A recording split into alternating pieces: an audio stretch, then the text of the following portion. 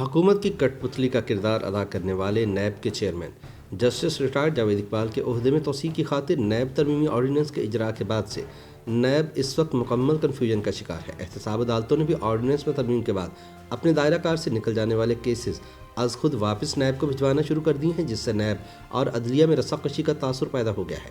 تحریک انصاف حکومت کی جانب سے chairman NAB justice retired Javed Iqbal کو عہدے میں توسیع دینے اور اپنے پیاروں کو نیب کے شکنجے سے آزاد کروانے کی غرض سے حال ہی میں جاری کردہ دوسرے نیب ترمیمی صدارتی آرڈیننس کے اجراء کے بعد زیر التوا نیب کیسز غیر یقینی کی صورتحال سے دوچار ہو گئے ہیں۔ قانونی ماہرین کا کہنا ہے کہ صدارتی آرڈیننس جاری ہونے کے بعد نیب کے دائرے سے خارج ہونے والے مقدمات کے مستقبل کے حوالے سے نیب اور عدالتوں میں رساکشی کا خطرہ ہے۔ واضح رہے کہ قومی احتساب ترمیمی آرڈیننس 2021 کے تحت سیشن عدالتوں نے اب تک کئی ریفرنس واپس نیب کو بھجوائے ہیں۔ احتساب عدالت راولپنڈی نے ایک ریفرنس کی سماعت روکتے ہوئے اسے کسی دوسری عدالت میں دائر کرنے کے لیے استغاثہ کو واپس بھیج دیا ہے۔ راولپنڈی کے احتساب جج محمد سعید اللہ نے عدالتی حکام کو کہا ہے کہ بلڈر کے خلاف ریفرنس واپس پروسیکیوٹر کو بھیجیں تاکہ وہ اسے دوسری عدالت میں دائر کر سکے۔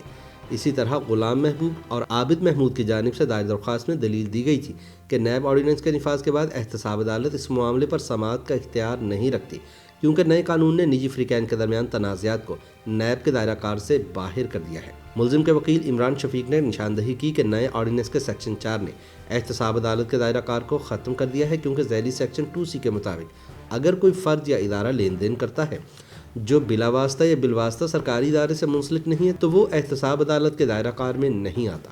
انہوں نے دلیل دی کہ نئے آرڈیننس کے بعد ملزمان کے خلاف احتساب عدالت میں مقدمہ نہیں چلایا جا سکتا، کیونکہ درخواست گزار اور شریک ملزم کبھی کسی سرکاری ادارے کے ملازم نہیں رہے۔ دوسری جانب پروسیکیوٹر کا کہنا تھا کہ قومی احتساب بیورو اس کیس کو چلانے کا اختیار رکھتا ہے، کیونکہ ملزم اور اس کی کمپنی نے راولپنڈی کے منصوبے سفاری انکلیو میں فلیٹوں کی بکنگ کے مد میں عوام سے کروڑوں روپے حاصل کیے، لیکن انہیں فلیٹ دینے میں ناکام رہے۔ تاہم جج کا موقف تھا کہ چونکہ صدارتی آرڈیننس کے اجراء کے بعد اس طرح کے جرائم NAO کے دائرہ کار میں نہیں آتے، اس لیے عدالت اس معاملے کو آگے نہیں بڑھا سکتی۔ عدالت نے ریفرنس پروسیکیوٹر کو واپس بھیجتے ہوئے کہا کہ اسے کسی دوسری عدالت میں منتقل کرے۔ پروسیکیوشن نے معاملہ اسلام آباد کے ڈسٹرکٹ اینڈ سیشن جج کامران بشارت مفتی کو بھیج دیا۔ جج نے صدارتی آرڈیننس کے سیکشن 4 کا حوالہ دیتے ہوئے کہا کہ چونکہ احتساب عدالت میں ٹرائل کا سامنا کرنے والے عبداللہ نامی ملزم نے کوئی سرکاری عہدہ نہیں رکھا، اس لیے نیب حکام کو چاہیے کہ وہ کیس متعلقہ تحقیقاتی ادارے کو منتقل کرے۔ یوں احتساب آرڈیننس کے اجراء کے بعد سے نیب اس وقت مکمل کنفیوژن کا شکار ہے۔